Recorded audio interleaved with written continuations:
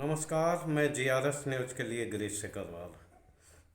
क्या भारतीय जनता पार्टी में सब कुछ ठीक नहीं है? क्या वास्तव में मोदी शाह के मध्य यूपी में कोल्ड वार चल रहा है, या बंगाल में भी भारतीय जनता पार्टी के अंदर सब कुछ ठीक नहीं है और मायावती को चुनाव लड़ने के लिए उत्तर प्रदेश की राजनीति में उतारा जाना क्या भारतीय जनता पार्टी को भी नुकसानदेह साबित हो रहा है? आज इन प्रश्नों के साथ हम अपने ब्लॉग की शुरुआत करेंगे। सबसे महत्वपूर्ण सवाल यही है कि उत्तर प्रदेश जो सबसे बड़ा राज्य है और 2 राउंड के चुनाव इसमें हो चुके हैं। तीसरे राउंड को 7 मई में 10 सीटों पर उत्तर प्रदेश में चुनाव होने हैं। निश्चित तौर पर जो 2 राउंड के चुनाव उत्तर प्रदेश में रहे, वहाँ भारतीय जनता पार्टी को झटका लगता दिख रहा है, क्योंकि जयंत चौधरी से समझौता होने के बावजूद जयंत चौधरी जाट मतदाताओं को उस तरह खड़ा नहीं कर पाई भाजपा के पक्ष में जिसकी की आशा अमित शाह या नरेंद्र मोदी उनसे करते थे। हालांकि जाटों ने समर्थन दिया है भारतीय जनता पार्टी को, लेकिन उतना नहीं जितनी कि उनसे आशा की जाती थी। खैर, तीसरे राउंड में आते आते अभी की ये महत्वपूर्ण सवाल उठ जाता है कि पिछले 2 चक्रों में जो चुनाव हुए,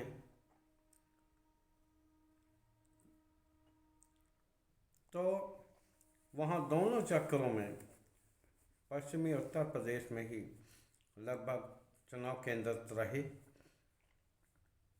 वहाँ पर क्षत्रिय समुदाय के लोगों ने,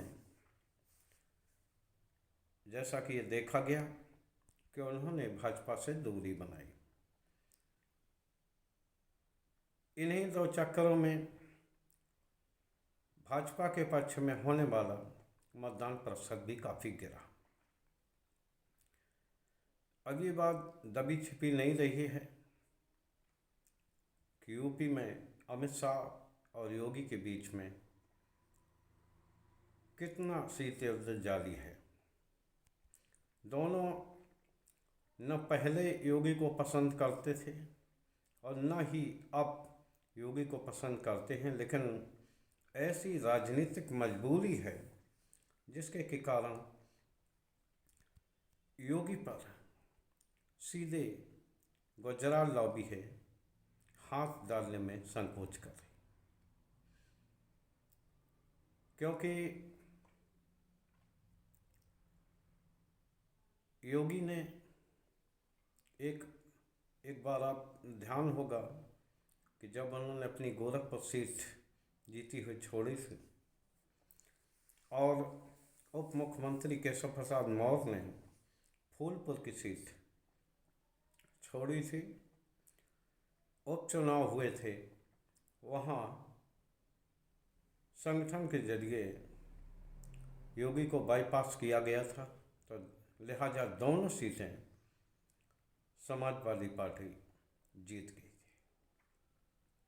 और भारतीय जनता पार्टी की बुरी तरह हार हुई थी। तब से और बीच में भी तमाम ऐसे स्थिति देखी गई जिसमें कि योगी आदित्यनाथ ने ऐसा चरखा दांव मारा जिससे गुजराती लाबी धराशायी होती दिखी। अभी भी दारा सिंह चौहान और ओम प्रकाश राजभर को पार्टी में शामिल करने के लिए सहमत का खेल चला, लेकिन लोकसभा चुनाव के मद्देनज़र जिस प्रकार योगी को सिर झुका के गुजरात लॉबी की बात माननी पड़ी, उसने ये दिखा दिया कि कहीं ये योगी की कोई रणनीति तो नहीं। दो चक्रों में जिस प्रकार उनके खास समझे जाने वाले सुरेश राणा हों, संगीत सोम हों, जिस प्रकार उन्होंने अपने वोटों को लामबंद करके भारतीय जनता पार्टी से दूरी बनाई, तो वो ये बताने के लिए काफ़ी है कि तीसरे राउंड में भी यहाँ भी क्षत्रिय समुदाय भारतीय जनता पार्टी को झटका देने के लिए तैयार बैठा। तीसरा राउंड जो होगा आप सभी लोग जानते हैं, इसमें मैनपुरी, ऐसा कासगंज, आज सब जगह के यहाँ इलेक्शन होने हैं। करीब 10 सीटों पर इलेक्शन होगा, जिसमें कि करीब 5-6 सीटों पर समाजवादी पार्टी मजबूती से लड़ती हुई दिखाई दे रही। अगर जरा भी बीजेपी का कोर वोट खिसकता है, जैसे कि ठाकुर बिरादरी अगर उनसे जरा भी हटती, तो इसकी भरपाई आखिर भाजपा कहाँ से करे। जिस प्रकार उत्तर प्रदेश में प्रशासनिक अधिकारी और पुलिस प्रशासन तक विभिन्न खेमों और गुटों में बटा है, उससे ये बात स्पष्ट है कि यूपी में सब कुछ ठीक नहीं है। बंगाल में भी दिलीप घोष ने, जिनकी की पृष्ठभूमि आरएसएस की रही, भाजपा को 18 लोकसभा सीटें और 77 विधानसभा की सीटें जीत कर दी थीं। बाद में गुजरात लॉबी ने दिलीप घोष को कोई तवज्जो न देकर टीएमसी से आने वाले शुभेंदु अधिकारी को महत्व दे रखा है, जिसका खामियाजा भी आपको इसी 2024 के लोकसभा चुनाव में अगर बंगाल में दिखाई दे तो कोई बात असहज बात नहीं होगी, क्योंकि वहाँ भी हालांकि अंत समय में घोष को भी उस मुश्किल सीट से टिकट दिया गया है। दार्जिलिंग की सीट है, जहाँ की पिछले चुनाव में मात्र 1300 वोटों में अहलूवालिया चुनाव जीते थे। खैर, मैं उत्तर प्रदेश तक ही अपने इस ब्लॉग को केंद्रित करना चाहता हूँ।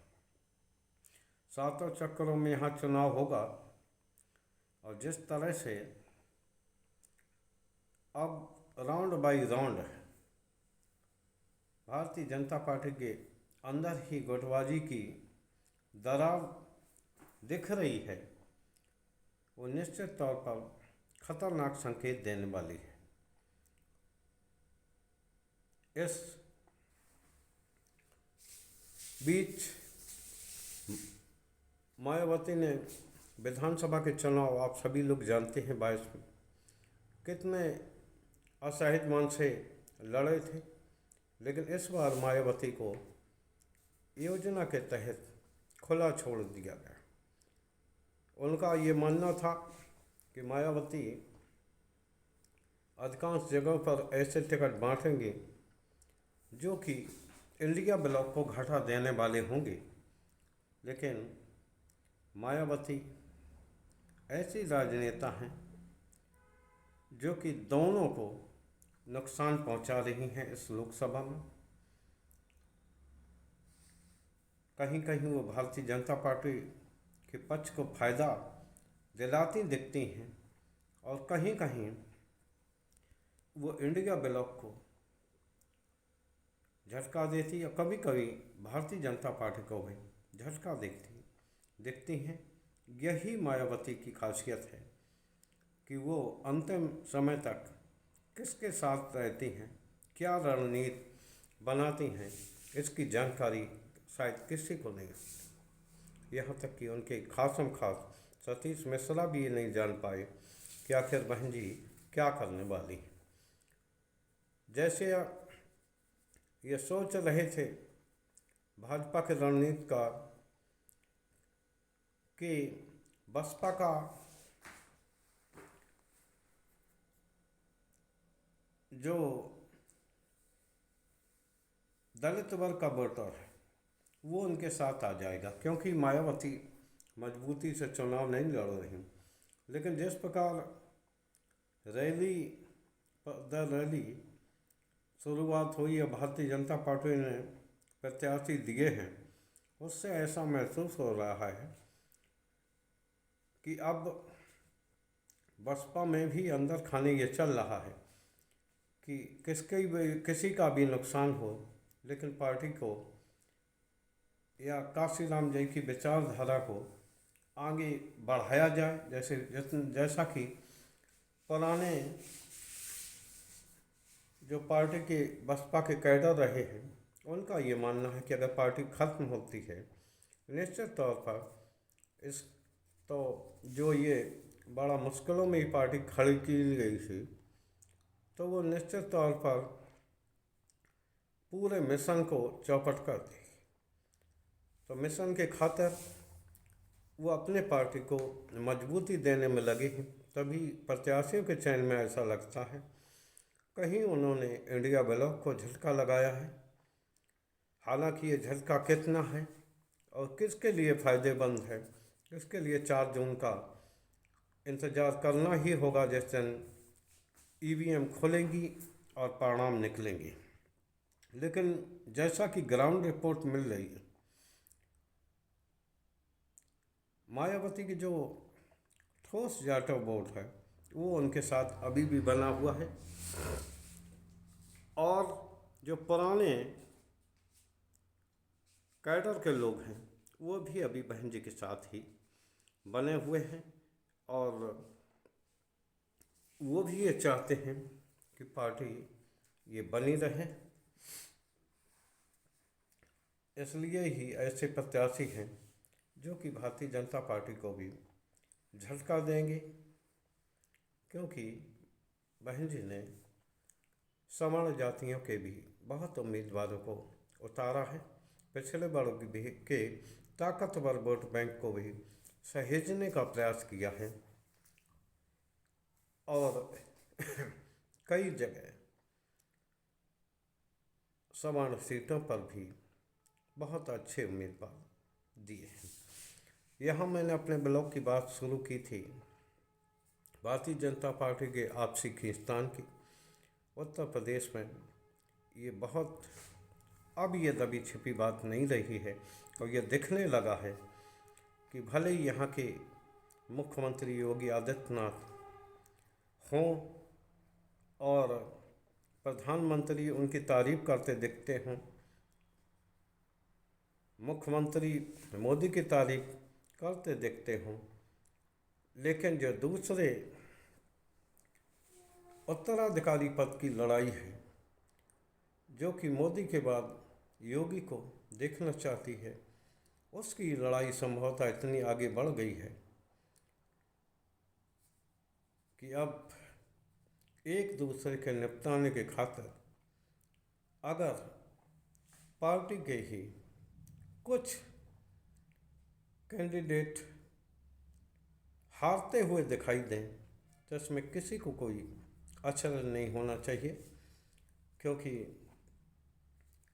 अगर बार होगा गुजरात लॉबी की तरफ से तो आप ये तय मानिए योगी आदित्यनाथ भी पलटवार करने में कोई देर नहीं करेंगे।